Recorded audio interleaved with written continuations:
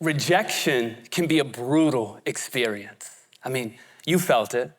I felt it.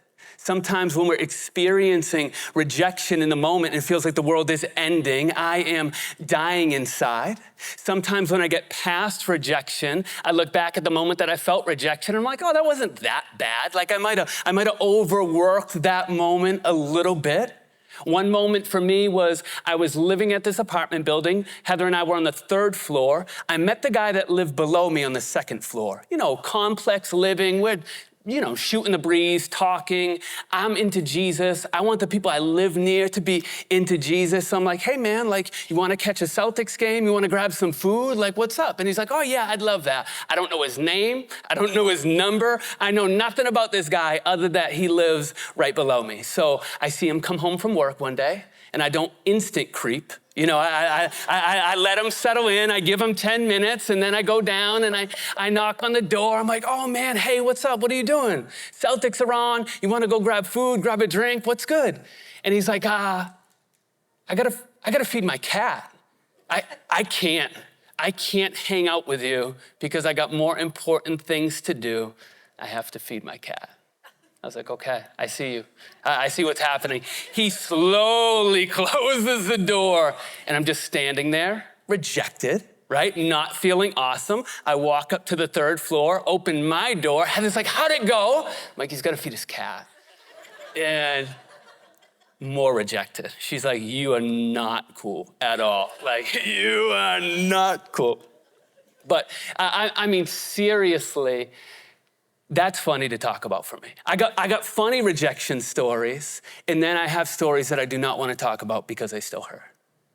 And if there's anything in our experience that I am convinced Jesus experiences, it's this feeling and experience of rejection. I mean, think about it with me for a moment. Jesus shows up and he's like, hi, my name is Jesus. This is who I am. I am the way, the truth, and the life. I am the resurrection and the life. I am the bread of life. And people are like, are you? I don't think you are. And they're talking to their friends and they're like, he's saying that, but I don't think he is. He's God. Like God came down to walk on earth and he's like, hi, I'm God. And people are like, I don't think so. It's amazing. And here's the thing. We are in this message series called Hi, My Name Is. We've been exploring the Gospel of John because in the Gospel of John, Jesus basically says, hi, my name is, but the way he says it, he says, I am ... And when Jesus comes on the scene and he introduces himself to an individual or an audience and he says, I am ... he's making this bold claim that he is deity. The people he's talking to connect those dots. They know that. They know where he's going because they have a Jewish heritage. See, in Exodus chapter 4, God showed up to this man named Moses. Moses is an incredible figure in Jewish history. He's actually a person that God uses as a deliverer. But Moses' experiences have been one of rejection. Moses rejected the people that he grew up with because he wanted to opt with the people that were biologically his people. He was adopted by an Egyptian family, and he grew up in royalty. He was in the family tree of Pharaoh, who is the king of Egypt, but he understands that he was born Hebrew. And the Egyptians have the Hebrew under their thumb. And Moses is like, I don't want Egypt. I don't want power. I don't want riches. I don't want your religion. I want to be with my people. So Moses rejects Egypt, goes to the Hebrew people, and then they reject him. And they're like, we don't know you, bro. Get out of here. And when Moses is rejected, he finds himself in this wilderness place, and that's where God reveals himself to him. What I love about God is he's always trying to reveal himself to everybody, all of which, I mean, we've all been rejected in some degree. And he's like, I'm not the God that rejects, I'm the God that accepts. I'm the God that's for you. I love you, I want you, I pursue you. Relationally, I'm drawn to you. There's no rejection in me. See, our memory verse for Hi, My Name is Exodus 3, verse 14. We're going to have it on the screens, but would you read this out loud with me? At home, could you read this with me?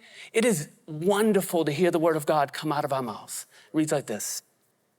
God said to Moses, I am who I am. This is what you are to say to the Israelites. I am has sent me to you. See, what Moses discovers is God doesn't reject him. And when he understands that God accepts him, he believes that he can do what God is asking him to do. And I really believe when we understand that we're not rejected, we are accepted, that we can do what God is asking us to do. And one of the things that we're going to do in this life is we are going to face rejection, but we can face rejection differently when we know who we are. So when you know who you are, we can face rejection. In John chapter 18, we find ourselves in the Jesus story at the climax. Jesus is about to be arrested, apprehended, crucified. The shadow of his destiny and fate, you can feel it in the air. And this is where we pick up. It says, when he finished praying, Jesus left with his disciples and crossed the Kidron Valley. On the other side, there was a garden, and he and his disciples went into it. Now, Judas, who betrayed him, knew the place because Jesus had often met there with his disciples. So Judas came to the garden, guiding a detachment of soldiers and some officials from the chief priests and the Pharisees.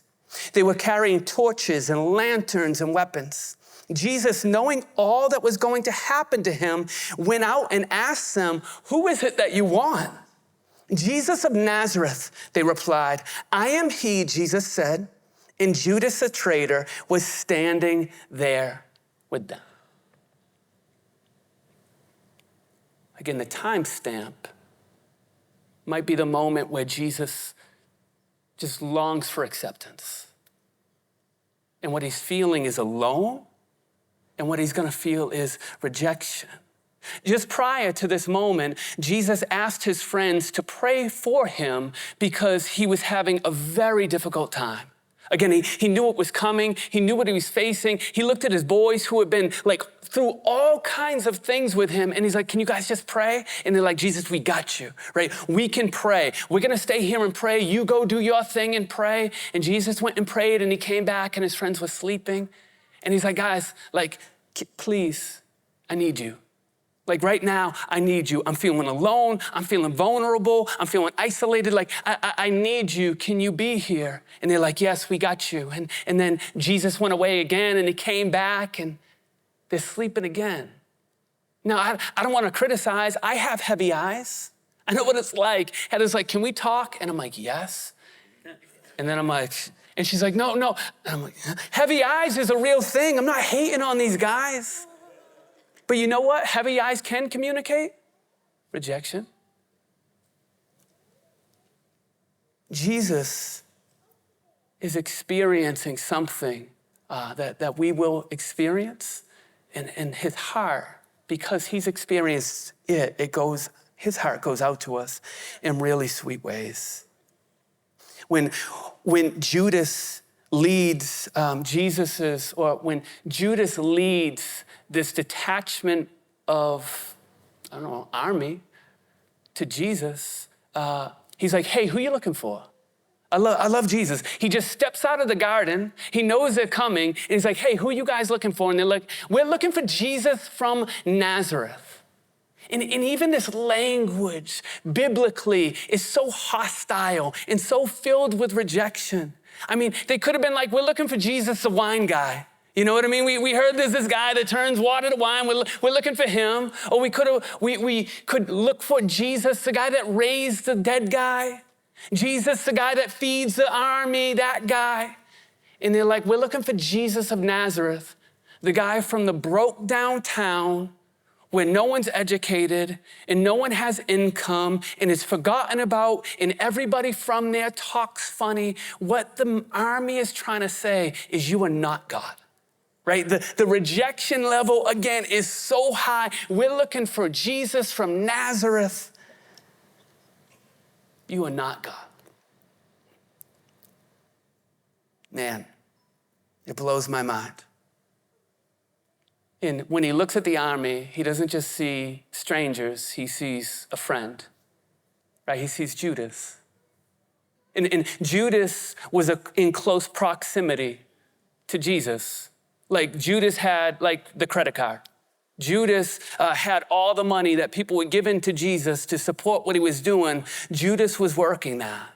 And Judas had some funky stuff in his soul. And when money came in, he's like, all right, I'm just gonna take a little bit.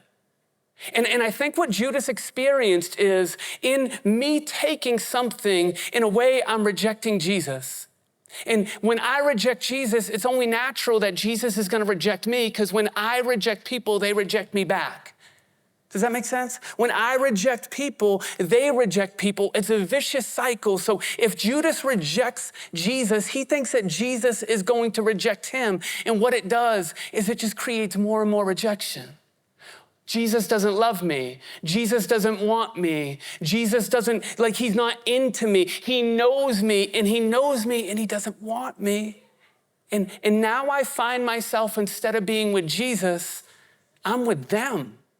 Like I'm with the army that's coming after Jesus, because I don't know who I am, because I don't know that I'm loved, and I don't know that I'm accepted, and I don't know that I'm wanted. And when I don't know this, what I've experienced in my life is I find myself doing things that reject Jesus because I think Jesus is going to reject me.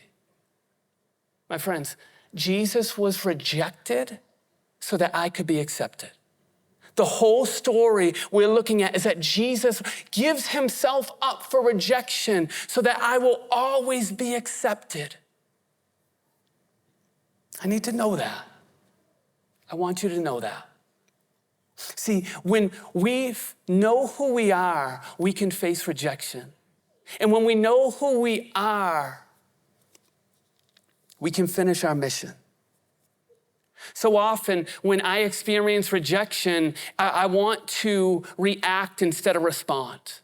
So if I'm hurt, if I'm embarrassed, if I'm slighted, if I'm overlooked, if I experience any of these things, I could process this and be like, all right, Jesus, you know what this feels like. And when you felt that, you loved. And when you felt like that, you didn't reject, but you responded. And you were honest, and you were loving, and you were truthful. And I want that. But often when I experience rejection, I react. And when I react again, I'll reject someone else, and they'll react and they'll reject someone else. And that's not what we're trying to accomplish.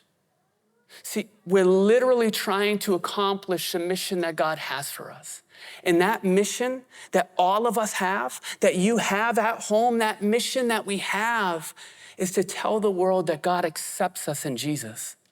Is to tell everybody that we're not rejected, that we're wanted, that we're loved, that Jesus was rejected on our behalf. But when I'm responding to rejection with rejection, I'm taking my eyes off that mission, and I'm not living out what God has asked me to live out.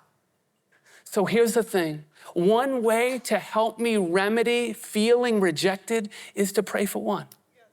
That's it. Like, pray for one is so helpful and so multifaceted that when I begin my day saying, God, would you give me one person to share your love with? He might ask me to share his love with the person that's rejecting me. And when I want to reject them, it might be, no, I want to love them. Pray for one sounds like this. God, please give me one person to share your love with. Would you pray that prayer with me? God, would you please give me one person to share your love with? In my head, the guy that lived on the second floor, he's cat guy. That's in my head, he'll forever be cat guy, right? Cat guy. And he's watching right now. No, I'm just kidding. He's cat guy. And so years went by. I didn't think about it. I got a dog. I like going to the dog park. I meet cat guy, which is kind of funny to see cat guy at the dog park. But one day I'm talking to this guy and I'm like, man, he looks familiar. I know the face. I know the voice. I know you from somewhere. And if you know me, you're like, I'm just gonna be like, bro, where do I know you from? I know you, we cross paths. And he's like, did you live there? And I'm like, cat guy, right? And you know what I didn't do? Because you know what came back in that moment? The door closed and walking up the stairs like a loser. I was like, all right, cat guy. Like, I did not live out the mission that God had for me. I let rejection win. And I don't want rejection to win.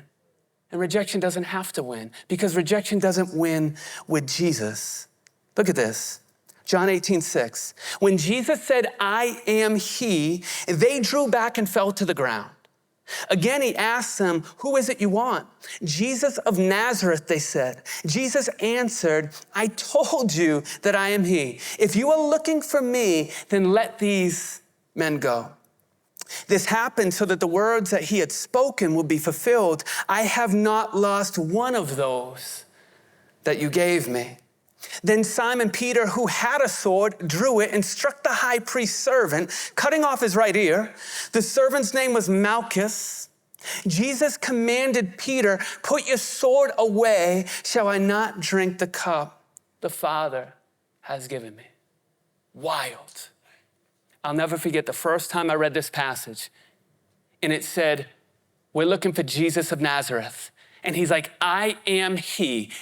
And they fell down. And I was like, what am I reading? What is this? And it was almost more, who is this? Who is this? What power? What authority? And I don't know, I wasn't there. I can't spell it out, but I know they got clubs and lanterns and torches and they're rolling deep and Jesus is in a garden with like a handful of people. And he's like, I'm that guy. I am. And they just fell on the ground. It's Jesus. See, Jesus blows my mind. He's everything. And some things that we see just in this paragraph is that Jesus is in control. If he's like, I am he, and they're like, we're on the ground, this communicates to my soul that Jesus is in control.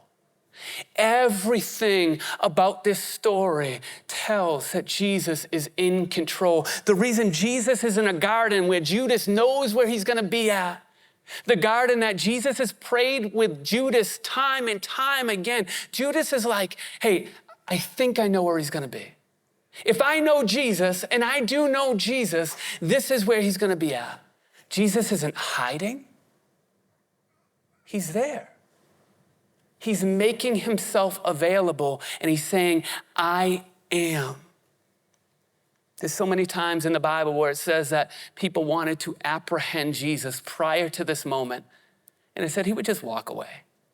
People that were hired and trained to apprehend people, this was their job. Jesus would just be like, I'm just gonna walk by.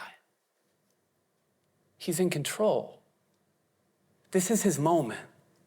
This is his I am. This is God being rejected so that I could be accepted. Jesus is about others. Some scholars think that Jesus said, I am he, so that people didn't look at John and be like, all right, you're Jesus, you're coming with me. And people didn't look at Peter like, all right, you're Jesus, you're coming with me. He's like, I am Jesus, let everyone else go. If you're looking for me, take me. Don't drag them down with me. Jesus is about others. This whole moment is Jesus submitting to rejection because I should be rejected. We should be rejected. We should be rejected.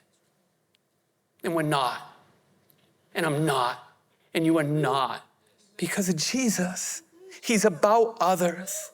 Yeah, it's good. Trying to smile. I haven't been smiling as much as I would like to. It's a tough text, right? Yeah, it's whatever. Jesus is out for peace. I mean, think about Peter. I was talking about this with a buddy. Like, I've beautified this to like, Peter was like, I cut your ear off. You know what I mean? dude's trying to lop a head off, right? Dude is like, that's what I'm talking about. Because of Jesus. Like, don't touch him. Get your hands off of him. And Jesus is like, I'm giving my hands to them. Peter, put your sword away. Like, this is not what we're doing. Jesus is out for peace. And the way that Jesus brought peace for me and brought peace for us is by being rejected so that I can be accepted. And when I know that I'm accepted, I can finish my mission the same way that Jesus knew he was accepted and he could finish his mission. So when we know who we are, when we know we're accepted, do we know that? Yes. I want to ask you, like, do you know that you're accepted? I don't know if I can know who I really am without knowing who I am in the sight of God. I've been created by God. I am deeply loved by God. I am loved by my mom. I am loved by my family. I am deeply loved by God. He knows me. He loves me. He accepts me. And when I know that, I can follow Jesus. This is the continuation. John 18, verse 12. Then the detachment of soldiers with its commander and the Jewish officials arrested Jesus.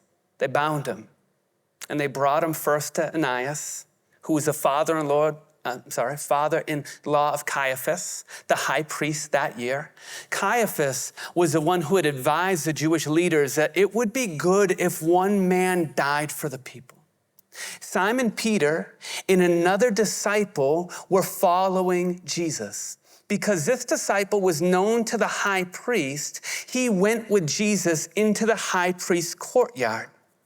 But Peter had to wait outside at the door.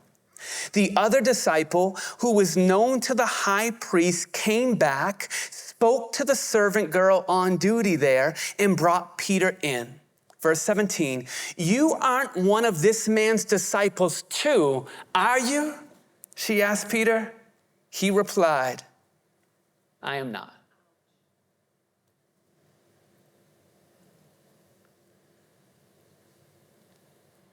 I don't know how to handle my rejection in terms of what I do to others. I don't know how to handle my rejection and what happens in terms to me. But Jesus was faced with a mob and he said, who are you? And he's like, I am he. Peter, I don't know, 15-year-old girl, maybe opening the door for people. You're not one of his disciples too, are you? I'm not.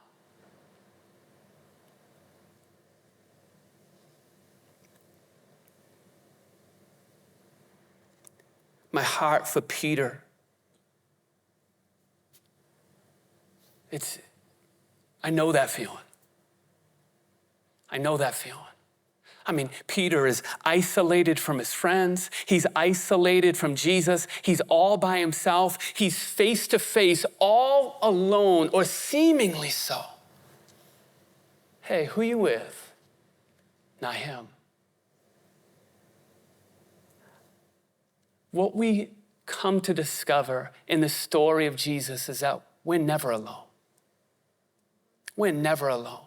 I know we might feel alone. We might feel alone at work. We might feel alone in class. We might feel alone on our team. We might feel alone on in our neighborhood, in our family. We might feel alone. We are never alone. Because the one that was rejected on our behalf never rejects us, and he is with us always. I'm looking at Peter, and I'm like, bro, good for you for even being there. You know what I'm saying? Like, they took Jesus in cuffs. I'm probably going home. And Peter's like, I'm not going home. Like, that's my guy, and I'm with him, and I love him, and I'm for him, and I know he loves me, and he's with me, and he's for me. But push came to shove. And he failed. and push comes to shove, and I fail. See, there's an incredible difference between Peter and Judas.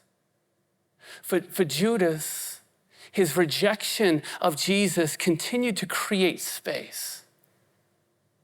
Because again, he was not convinced in his soul that Jesus loves him and is for him and accepts him.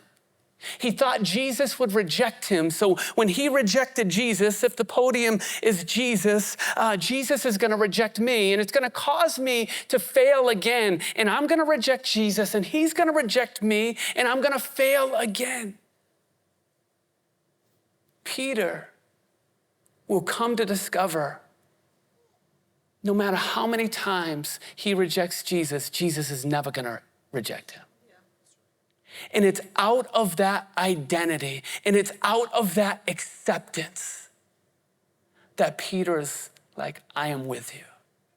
What's happened in my life, hopefully, and what's happening in your life, hopefully, is when we understand that we are accepted, that Jesus will not reject me, that I follow, that I love more, that I live more, that I live out God's mission for me more, that I can face rejection more because the one that could reject me doesn't. He accepts me and I love him. And when I love him and he loves me, my life begins to look like him. I begin to speak like him. I begin to love like him. That did not happen for me when I thought, when I rejected Jesus, Jesus rejected me. I want to invite us in to this beautiful idea that Jesus was rejected so that I can be accepted. And I want that to be our identity. As many times as I have failed, what Jesus did in this moment would take me to the cross. It's bigger than anything I've ever done or not done. If you're here, and you're like, I don't think Jesus accepts me. I'm telling you, what Jesus did on the cross for us, what he experienced, brings our acceptance. And I want us to believe that. So as we think about Jesus' rejection,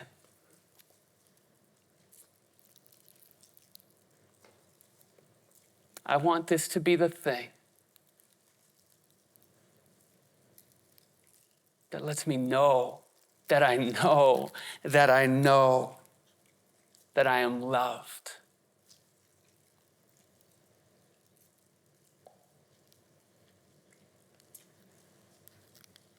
We looked at John 18. I would really love for everyone to look at John 19 and John 20. I don't know if you can do it tomorrow.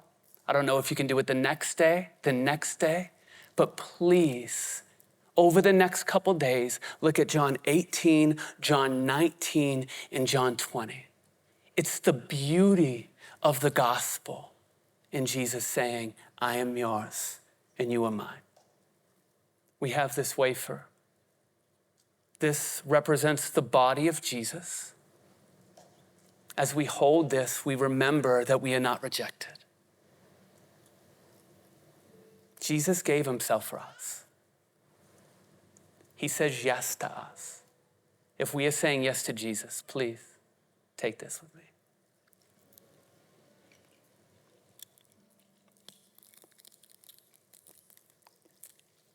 This cup,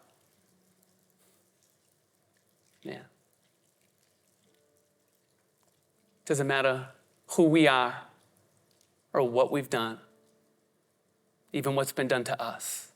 We are not rejected. We are accepted because of Jesus. Jesus says yes to us. If you're saying yes to him, would you please take this with me?